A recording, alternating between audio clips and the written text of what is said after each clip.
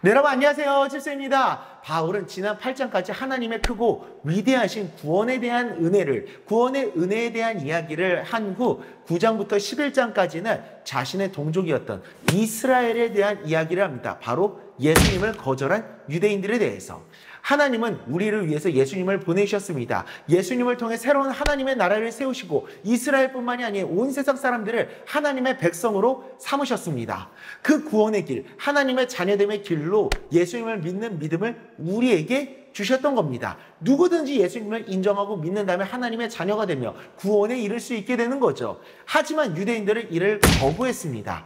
예수님을 하나님께서 약속하셨던 메시아로 인정하지 않으려고 했죠. 아브라함의 혈통인 자신들만이 하나님의 백성이라는 선민의식과 율법을 지켜야 된다는 율법주의를 계속해서 주장했습니다. 예수님을 통한 새로운 하나님 나라의 실현과 구원을 자신들이 거부하고 있었던 겁니다.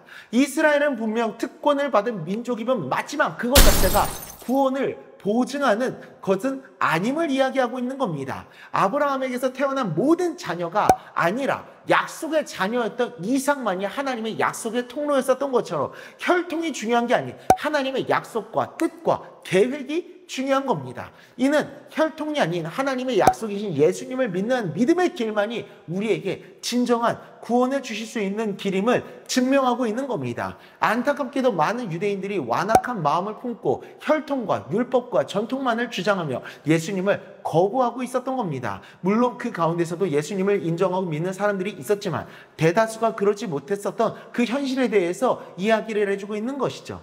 중요한 건 바울이 이에 대해서 뭐라고 이야기를 하냐. 자기 동족 유대인들을 위해서라면은 나 자신이 저주를 받아 예수님에게서 끊어지게 되어도 괜찮다라고 합니다.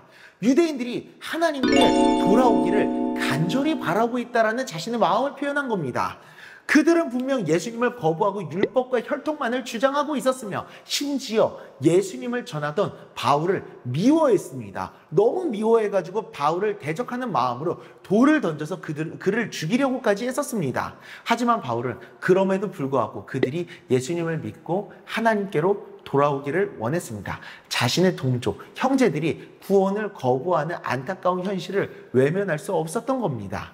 이것은 그들을 향한 하나님의 마음이기도 했었고 바울은 그 하나님의 마음을 품고 있었던 겁니다. 세상엔 이처럼 예수님을 믿지 않고 거부하는 사람들이 많지만 우리들은 그런 사람들을 바라보면서 바울과 같은 마음을 품을 수 있어야 됩니다. 내 가족과 가까운 친구와 우리 민족들이 하나님께로 돌아오기를 간절히 바라는 그 마음을 디모데전서 2장 4절입니다. 하나님은 모든 사람이 구원을 받으며 진리를 아는 데에 이르기를 원하시느니라. 아멘. 내 가족과 친구와 우리 민족을 향한 하나님 아버지의 마음을 품고 기도하고 그들에게 복음을 전하며 하나님의 소원을 이루어드리는 우리가 될 수 있기를 간절히 소망합니다. 기도하겠습니다.